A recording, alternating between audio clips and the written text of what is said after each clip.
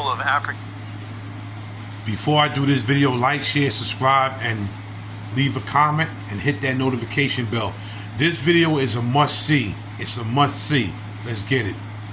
African descent go back hundreds of years in Mexico, but as a group, Afro Mexicans are largely invisible. A 2015 census is changing that. CCTV's Frank Contreras has insight from Mexico's southern state of Oaxaca.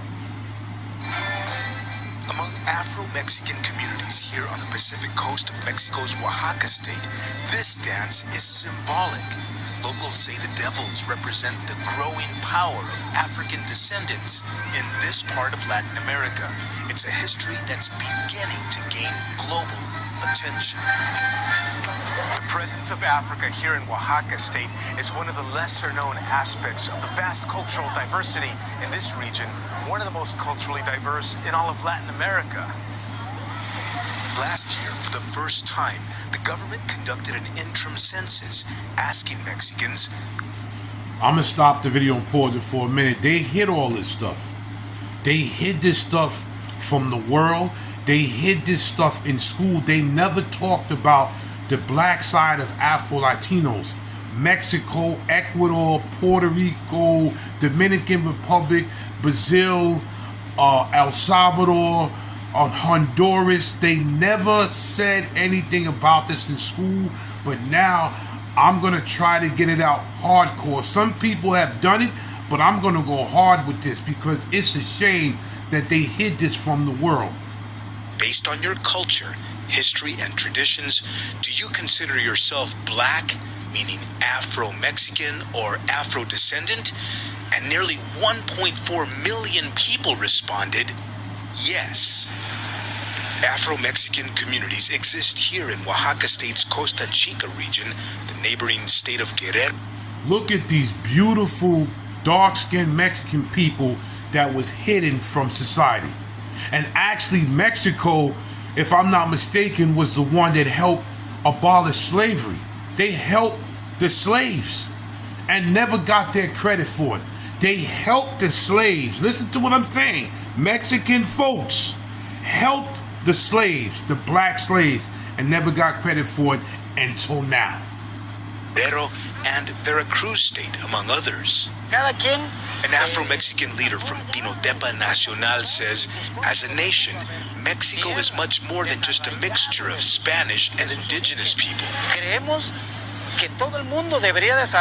We believe that the whole world should know that in the colonial era, Mexico was an entry point for African slaves. Our ancestors were forcibly brought here under slavery.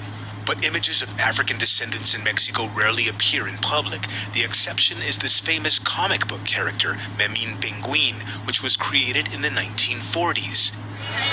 Nicomedes Ramirez and her cousin, Castula Silva, grew up in these impoverished coastal communities. Ramirez says over the years, politicians have come with their election year promises to end poverty.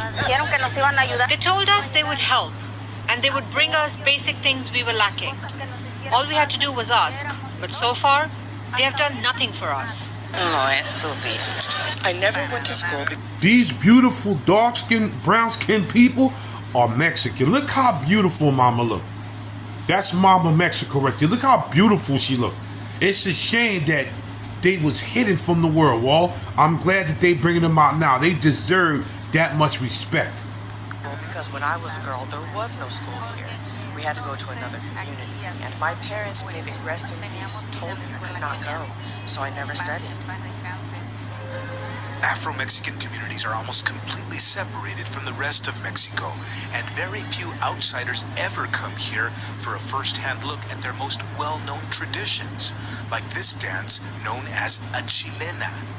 To the Passport Brothers, you know what y'all need to do. You know what we need to do, right? Start going there.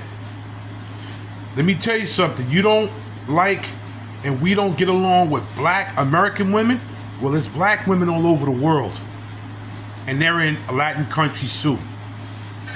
Or this one, depicting a charging bull. Mexico's national constitution is the only one in Latin America that does not specifically mention the existence of citizens of African descent. What I just said. What did I just say? Afro-Mexican authorities say they're planning to take legal action and change the Constitution so that it includes them. By having no presence in the Mexican Constitution, there is no public policy that protects our rights and necessities. We, as Afro-Mexicans, like many indigenous Mexicans, live in regions of extreme marginalization. Constitutional recognition would finally give them access to medical services, educational grants, and social security benefits. For now, Afro-Mexicans, whose descendants came from places like Kenya, Congo, and later the Caribbean, still do not enjoy these basic rights. Frank Contreras, CCTV, on the Costa Chica in Mexico's southern state of Oaxaca. It ended right there, but you see this? They just starting to get their respect.